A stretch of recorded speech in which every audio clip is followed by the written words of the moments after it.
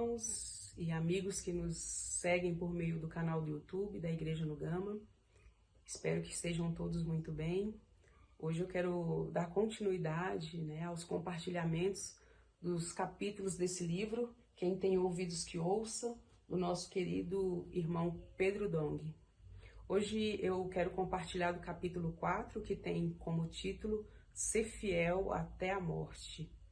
E a gente viu nos capítulos anteriores, o Senhor falando a cada uma das igrejas, a igreja em Esmirna, as advertências, o que o Senhor falou a respeito da igreja.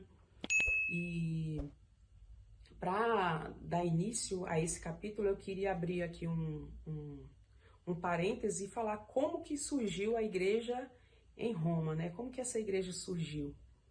E nós sabemos que a Bíblia, os relatos da Bíblia nos mostram que em Pentecostes, com a descida do Espírito Santo, alguns irmãos, da igreja, algumas pessoas de Roma estavam, naquele momento. Então eles viram, o descer, do Espírito Santo, eles presenciaram, eles foram testemunha, ocular daquela situação em que o Senhor, pediu que os apóstolos ficassem na cidade até que descesse o Espírito Santo sobre eles. Então eles viram, que após a descida do Espírito Santo, os apóstolos ficaram tomados do Espírito ali e eles começaram a pregar o Evangelho de uma maneira poderosa e as pessoas iam recebendo e crendo na palavra do Senhor.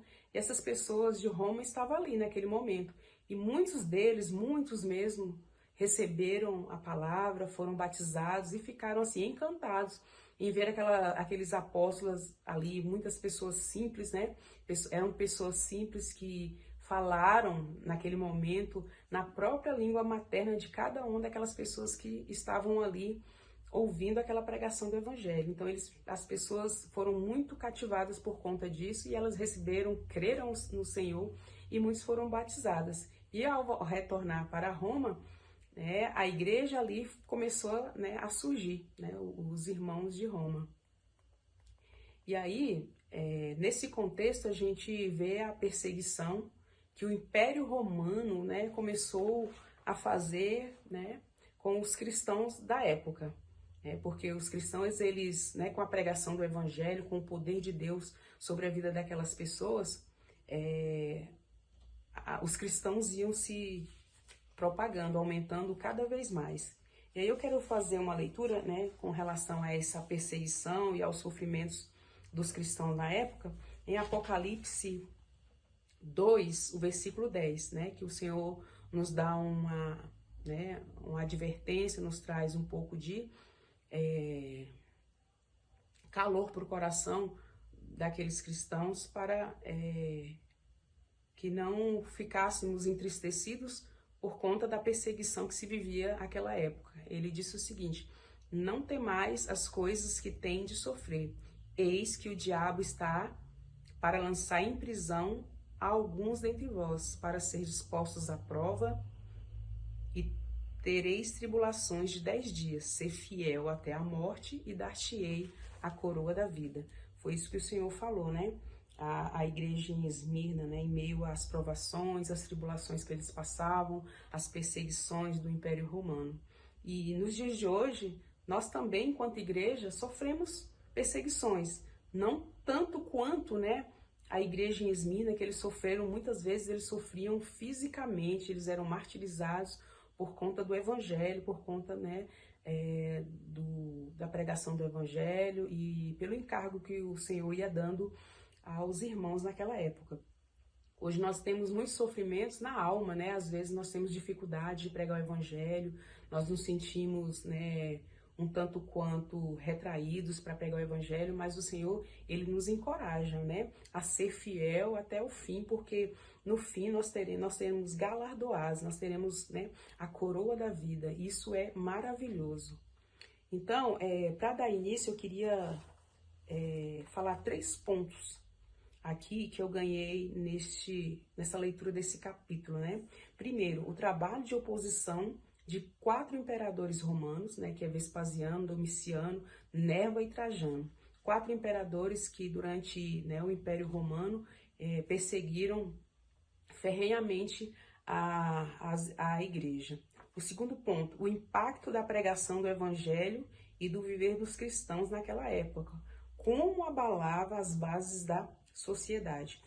E, em terceiro lugar, receber o evangelho nos torna pedras vivas para a edificação da igreja.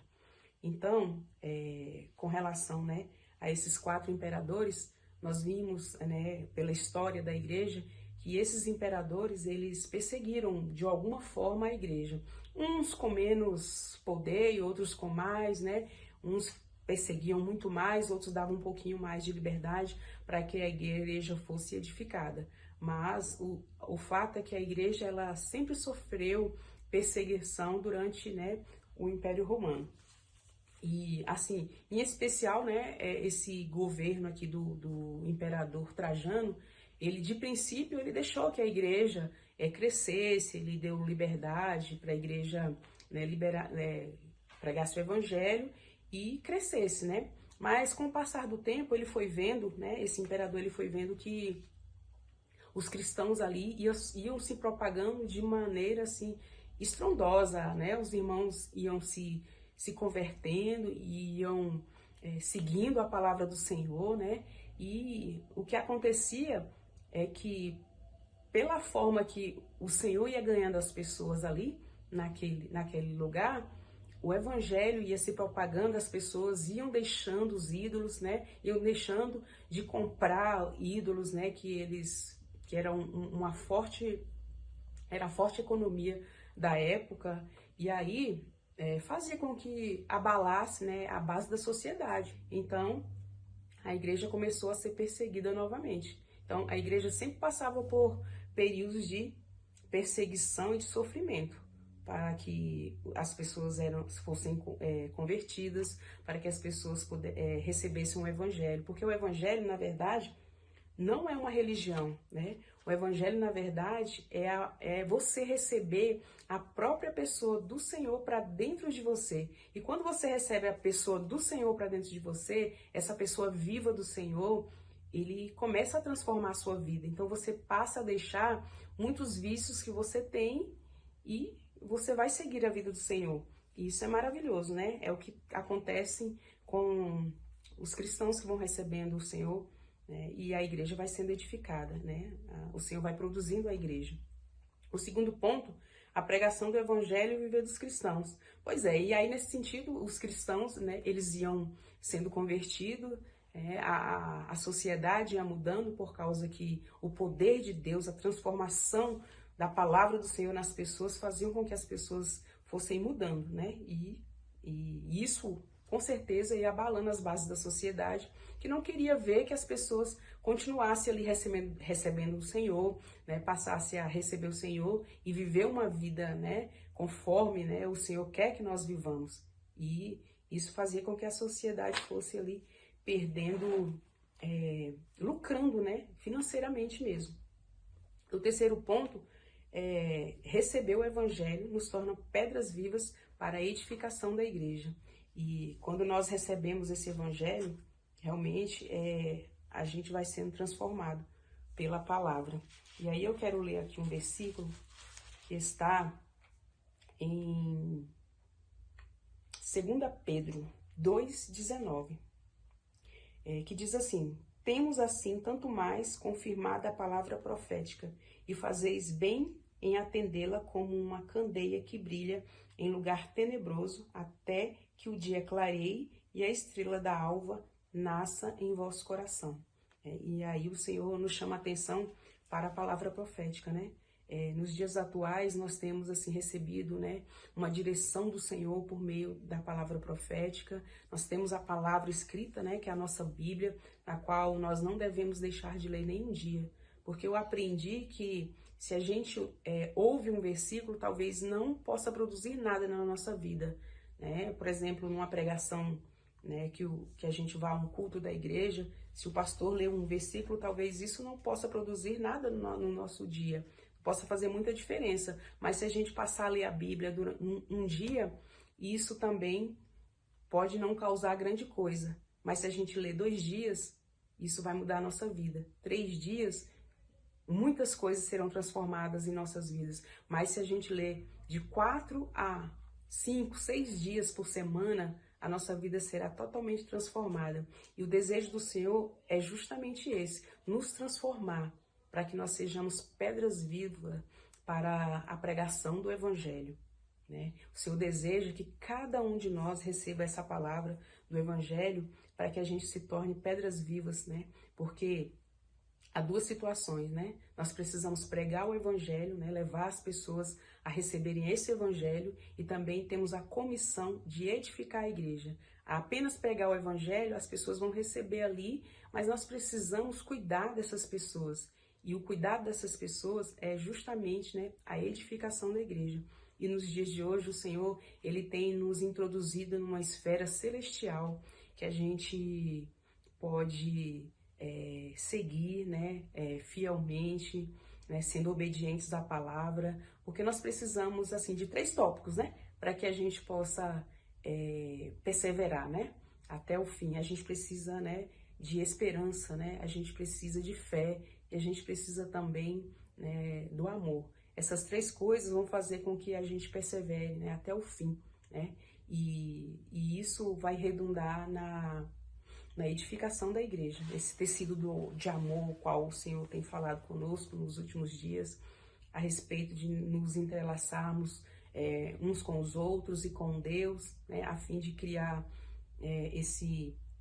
essa situação em que o amor, né, do Senhor vai imperar, nos fortalecendo todos os dias. E aí o Senhor, Ele tem nos dado ferramentas. O Senhor, Ele é maravilhoso. Através das eras, o Senhor vai dando ferramentas para a igreja, né, para que o trabalho do Senhor, para que o desejo do Senhor, o encargo do Senhor por meio de nós, ele seja executado. Hoje o Senhor tem dado para nós a imersão na palavra, né? A gente pode pegar, né, por meio da palavra profética, né, imergir na palavra de Deus, né, e compartilhar com os nossos amigos, com os nossos parentes, imergir na palavra, né, com os irmãos. Isso nos fortalece para que a gente possa sair às ruas, pregar o Evangelho. Hoje nós temos a ferramenta do Posso Orar por Você. Essa ferramenta, ela nos dá, né, potencializa a pregação do Evangelho. Porque anteriormente a gente tinha muita dificuldade, né, de abordar uma pessoa na rua e falar do Evangelho para ela. Mas hoje o Senhor deu essa ferramenta poderosa, né? Quando você solta esse leão, né, que é o Posso Orar por Você, as pessoas, elas podem receber uma oração, né? E por meio dessa oração a gente pode contatar essas pessoas, a gente pode introduzi-las, né, numa rede de cuidado, para que elas possam ser cuidadas, para que elas possam receber o Evangelho todos os dias, para que elas possam também, né, nos juntar a nós, né, como igreja, e sermos edificados. Essa é a vontade do Senhor. E nos dias de hoje, o desejo do Senhor, né, é que essa igreja ela seja edificada. Em Pedro, o Senhor nos diz, né, que Ele deseja que não só desejemos a vinda do Senhor, mas também que não só preguemos o Evangelho, mas também, né, que a gente deseje, né, ardentemente, né, a vinda do Senhor. Então, irmãos, eu conclamo a você que está me ouvindo nesse dia, que seja você também, né, alguém que receba o Senhor, que receba o encargo do Senhor, que se torne alguém que seja pedra viva para a edificação da igreja. E esse é o meu ponto, e eu quero agradecer a você que ficou até agora, e que você, né, se você gostou desse conteúdo, que você compartilhe com seus amigos, com seus parentes, e eu desejo a você uma semana abençoada, e Jesus é o nosso Senhor.